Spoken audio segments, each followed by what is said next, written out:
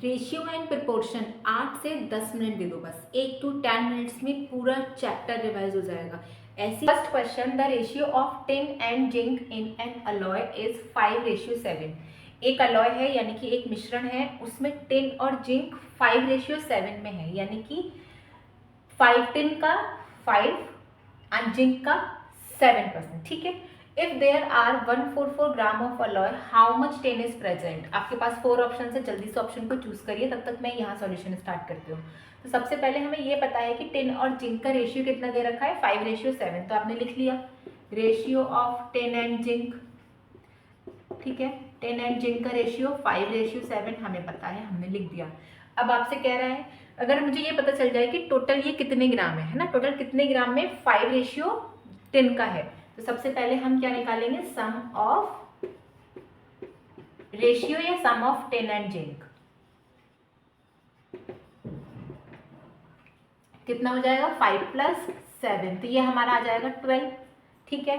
अब मुझे ये पता चल जाए कि 1 ग्राम अलॉय में टिन का कितनी क्वांटिटी होती है, तो हम क्या लिखेंगे, सबसे पहले इन 1 ग्राम of alloy quantity of tin, तो उसमें टिन की क्वांटिटी हमारी कितनी है, तो टिन की क्वांटिटी कितनी निकलेगी, 5/12 है ना, क्योंकि 5 रेशियो है उसका, तो 5/12 हो गया। अब आपसे कितने में पूछ रहा है, 114 में, तो इन 114 ग्राम ऑफ अलॉय सेम चीज लिखेंगे, टिन प्रेजेंट। यही तो क्वेश्चन में हमसे पूछा है, तो हमने निकाल दिया। इसको कैसे निकालेंगे आप, 5/12 और इसमें कितने ग्राम में पूछ रहा है, 114 में पूछ रहा है। ठीक है, तो इसकी मल्टीप्लाई कर देंगे, ये हमें पता है ये 12 टाइम्स जाता है, फिर 12 5 60, यानी कि जो हमारा टिन प्रेजेंट है वो कितना है, 60। तो आपका आंसर कितना हो जाएगा, 60 gram. The ratio of 30 minutes to 1.5 HR। आपके पास 4 ऑप्शन है, जल्दी से आंसर निकाल के चूज करिए कौन सा ऑप्शन करेक्ट होगा। मैं यहाँ सॉल्यूशन स्टार्ट करती हूँ।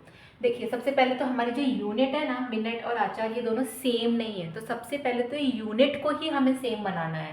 तो यूनिट को सेम बनाने के लिए हम क्या करेंगे, जो हमारा ये HR है ना, इसको मिनट्स में कन्वर्ट करेंगे, और हमें पता है 1 HR = 60 मिनट होता है ना, और हमें कन्वर्ट किसको करना है, 1.5 को, तो 1.5 HR = 1.5 मल्टीप्लाई हो जाएगी 60 से। ठीक है, देन ये मिनट्स में कन्वर्ट हो जाएगा। नाउ अब इसकी मल्टीप्लाई करेंगे तो आप कितना कितना आएगा, 15 6 90, ये आ जाएगा आपका 900। बट यहाँ पे हमने पॉइंट लगाया, तो हमने पॉइंट लगा दिया, तो हमारी जो एक्चुअल वैल्यू है वो कितनी आ गई, 90, यानी कि हमारे पास जो टोटल मिनट्स हैं वो कितने आ गए, 90 मिनट्स आ गए।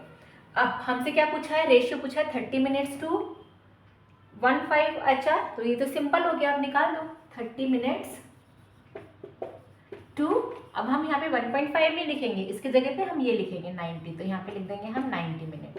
तो इन दोनों का हमें क्या निकालना है, रेशियो निकालना है। तो देखिए रेशियो कैसे निकलेंगे, 30/90। अब क्योंकि ये ऑप्शन में नहीं है पहली चीज़, दूसरी चीज़ ये अपनी सिंपलेस्ट फॉर्म में भी नहीं है, तो हमें पहले इसको सिंपलेस्ट फॉर्म में बनाना पड़ेगा।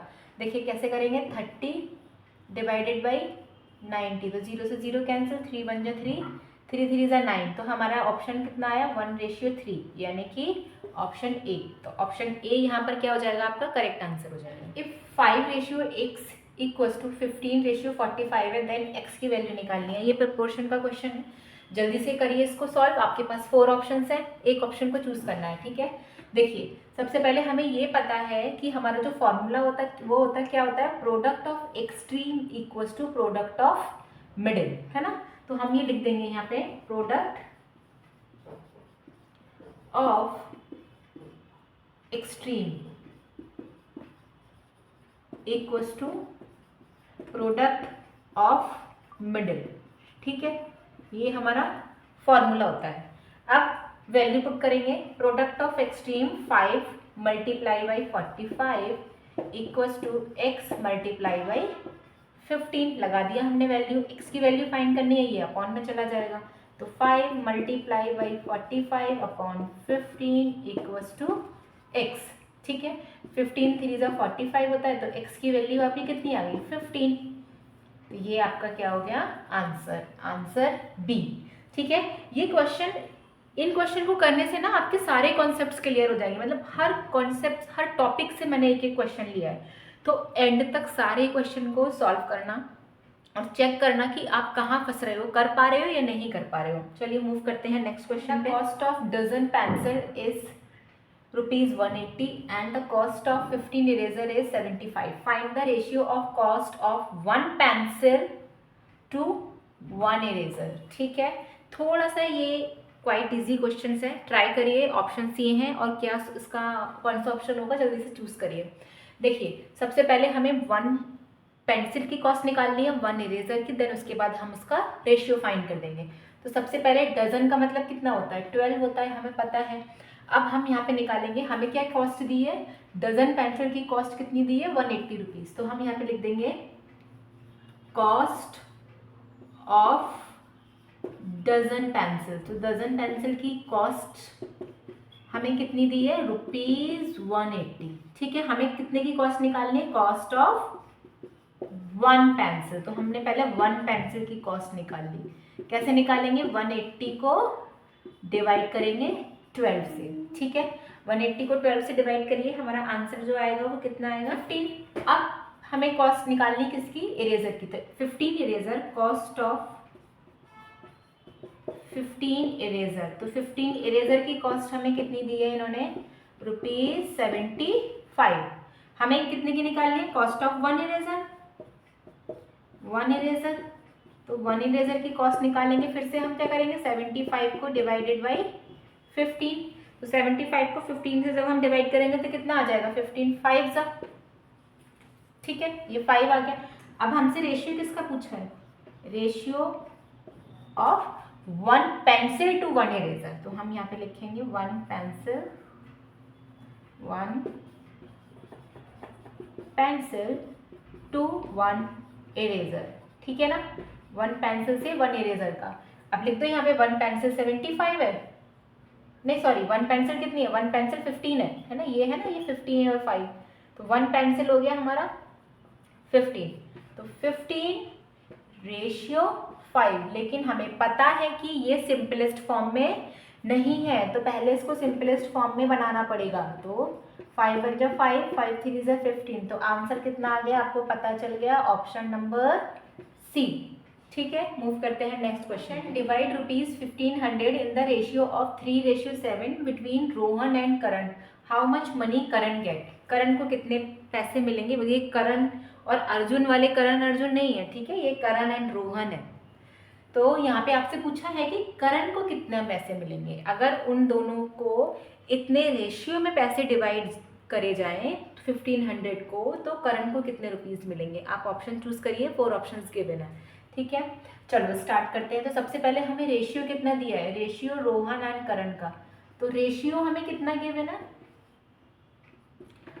3:7 हमें ये गिवन है। हम क्या करेंगे, सबसे पहले ये देखेंगे कि इनका सम कितना आ रहा है, रेशियो का टोटल कितना है। तो सम ऑफ रेशियो निकाला हमने पहले, सम ऑफ रेशियो निकालेंगे तो 3/7 ये हो जाएगा 10, यानी कि 10 में 10 रुपीज़ में रोहन को 3 रुपीज़ मिलेंगे और करण को 7 रुपीज़ मिलेंगे। लेकिन हमसे क्वेश्चन में कितना पूछा है, 1500 का। तो सबसे पहले हमें ये भी पता चल जाए कि अगर 1 रुपया है तो 1 रुपीज़ है, तो 1 रुपीज़ में करण का कितना शेयर है। तो इफ देयर इज ₹1, अगर 1 रुपी है तो शेयर ऑफ करण, करण का शेयर कितना है। ठीक है, करण को कितना शेयर मिलेगा, तो उसको मिलेगा उस टाइम पे, करण का अमाउंट कितना है, करण का अमाउंट है 7, राइट। तो 7/10। ठीक है, अब हमारे पास कितने रुपीज़ है, 1500। तो हमने बोला इफ देयर इज ₹1500, तब करण का शेयर क्या होगा, शेयर ऑफ करण, यानी करण को कितने रुपीज़ मिलेंगे। तब हम कैसे निकालेंगे, 7/10 मल्टीप्लाई बाई 1500। 10 से 10 कैंसिल, 15 की 7 से मल्टीप्लाई करेंगे तो कितना आ जाएगा, 105, और 1 0 हमारे पास ऑलरेडी है। तो यानी कि जो करण को मनी मिलेगी वो कितनी मिलेगी, ऑप्शन नंबर डी के अकॉर्डिंग। तो डी ऑप्शन यहाँ पे करेक्ट है। Next question,